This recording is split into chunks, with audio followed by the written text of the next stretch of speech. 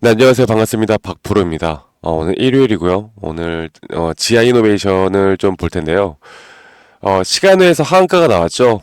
금요일 날 장 끝나고 공시가 하나 나왔습니다. 이 유무상증자에 대한 또 800억 유상증자에 대한 공시가 나왔고 일반 사람들은 다 유상증자 하면은 악재로 받아들이기 때문에 시간외에서 9% 마이너스 9% 넘게 지금 보이시는 것처럼 마이너스 9.98% 8,300원에 시간에서의 하락이 나왔고 월요일날 내일 분명 또 어느 정도 개파락을 띄우고 시작을 할 겁니다.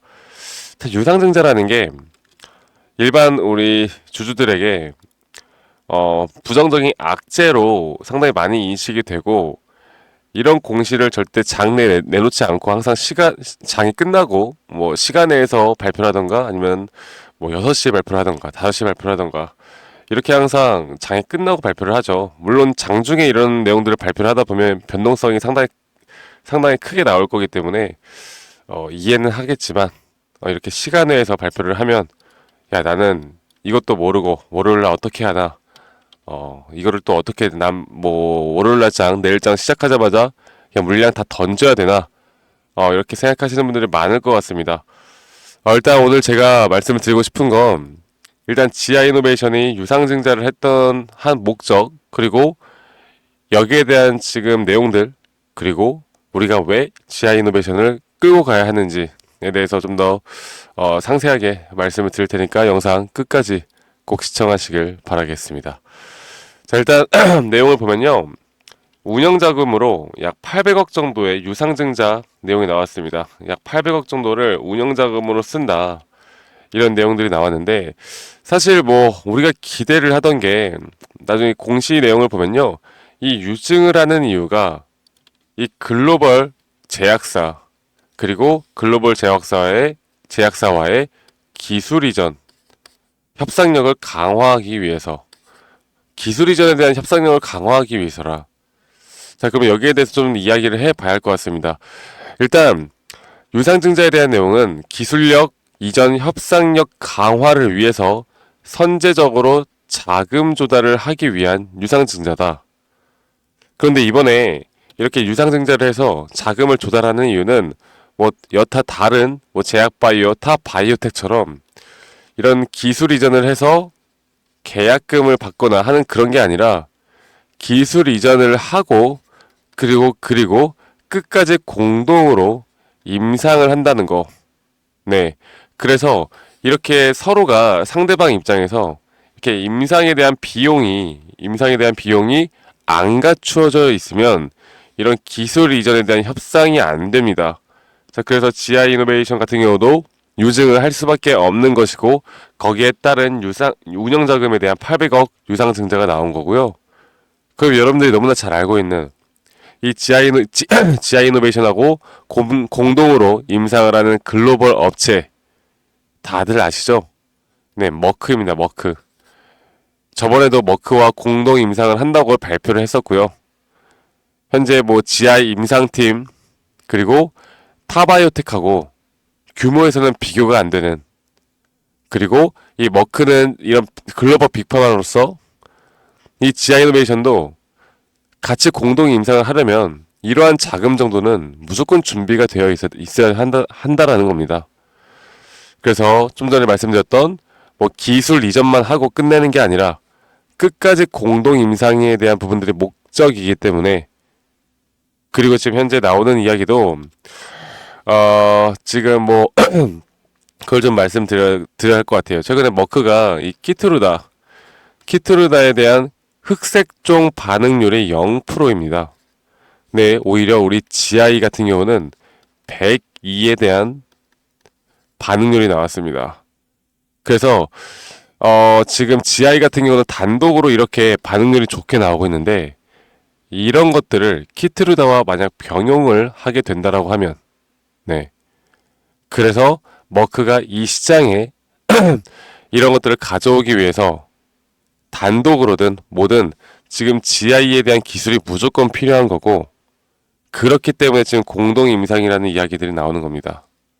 이게 사실 뭐 잘 모르시는 분들은 어려운 내용일 수가 있는데 간단하게 말씀드려서 머크에서도 GI가 필요할 수밖에 없는 부분이고, 그리고 GI도 이렇게 공동 임상을 하기 위해선 이런 자금이라는 명분이 있어야 되고, 이런 협상을 하기 위해선 이 정도의 자금 정도는 무조건 필요할 수밖에 없다라는 거. 네. 그래서 이렇게 임상 비용을 확충하고 기술 이전을 하는 거다. 이렇게 보시면 되겠습니다. 아시겠죠? 그래서 최대한 빠르게 지속이 된다라고 하면 약 2026년도에 이 FDA 가속 승인을 지금 목표로 하고 있고, 우리가 이런 부분들을 알고 가느냐 모르고 가느냐가 가장 중요하다고 생각해요. 그래서 지금 신주 발행가액은 약 6,870원, 확정 예정일이 2025년 3월 14일인데, 지금 지아이노베이션 같은 경우도 여기에 대한 자금을 최대한 늘리기 위해선 현재 6,870원 여기에서 지금 시간에서 하락이 나왔고, 추가적으로 이걸 악재로 생각하는 사람들의 뭐 분위기가 또 어느 정도 주가가 한 번 더 하락을 하는 그런 부분들이 나올 수 있다 봅니다. 하지만 분명 그런 구간에서 주가는 다시 한번 올라갈 것이고, 회사 입장에선 어떻게 해서든 자금을 조달하기 위해, 그리고 이런 발행가액을 최대한 높이기 위해 또 어떤 재료를 터뜨리면서 무슨 짓을 하던 주가를 끌어올릴 수밖에 없다라는 거. 항상 그런 식의 흐름들이 흘러나옵니다. 이게 그냥 한바탕 해먹으려고 하는 게 아니라 진짜 실체가 있고, 실제로 공동 임상에 대한 비용이 무조건 필요한 회사 측 입장에선 어떤 식으로든 주가를 끌어올리려고 할 거예요. 네. 그래서 이걸 보면은 일단 자금의 사용 목적 800억. 그쵸? 지금 보시는 것처럼 이런 운영 자금, 여기에 대한 임상, 그리고 연구개발 인건비, 이러한 필수 운영 자금이 사용될 것이다라고 하는데, 예전에도 제가 여러분들에게 한번 기사를 보여드렸던 적이 있죠. 이 지아이노베이션 미 머크사와 면역 항암제 지금 이렇게 공동 임상을 한다. 지금 여기에 대한 부분들이 앞으로 유상증자에 지금 명확하게 나왔던 것만큼 앞으로 우리가 더 큰 완벽한 재료, 주가가 올라갈 수밖에 없는 재료는 터트릴 만한 게 너무나 많다라는 겁니다.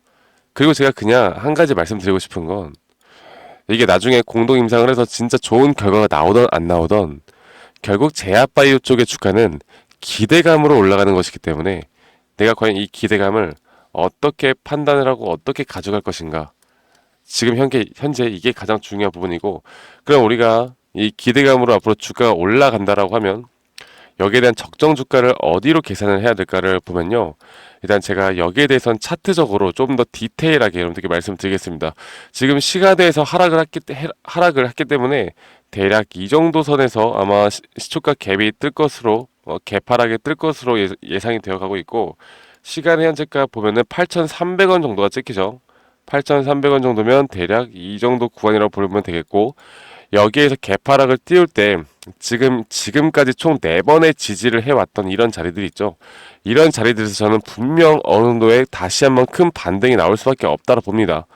자, 그러면 일단 제가 단기적으로 보는 타점은 현재 이 지표들도 저희 구독자분들에게 다 모두 한 분도 빠짐없이 제가 다 공유해 드릴 거예요.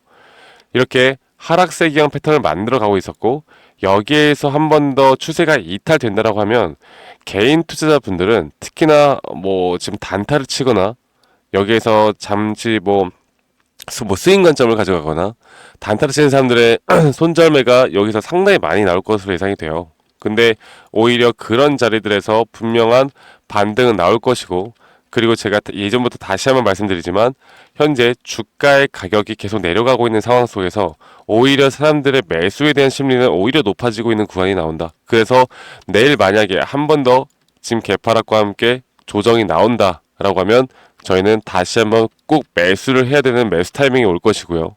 그리고 그 뒤에 나오는 목표가는 우리는 충분히 10,000원 이상, 그리고 15,000원, 16,000원까지도 저는 보고 있습니다. 물론 고점을 지금 쉽게 예측하는 건 또 상당히 지금 어떻게 보면 위험한 발상이죠. 미래를 정확하게 예측한다는 거는 불가능하니까.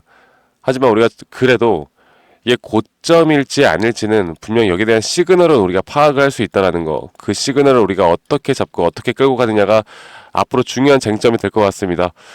최근에 이렇게 고점이 나왔을 때도 마찬가지로 주가가 조정이 나왔다가 한 번 더 상승이 나왔는데, 이때도 마찬가지로 오히려 이 매수에 대한 심리는 약해지는 구간, 주가는 올라왔지만 매수 심리가 약해지는 구간, 이런 구간들에서 다시 한번 추세가 전환되는 모습들을 보여주고 있죠.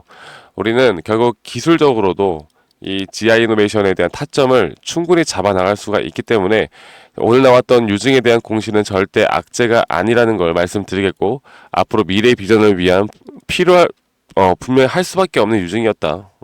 그래서 앞으로 월요일 날 개파라가 뜬다 하더라도 여러분 절대 털리면 안 된다라고 제가 다시 한번 말씀드리겠고, 제가 여러분들과 함께 이 GI 이노베이션에 대한 앞으로의 타점 그리고 대응, 여기에 대해서 우리가 좀 어떻게 끌고 가야 할지에 대해서 제가 좀 도움을 드리고 있고요.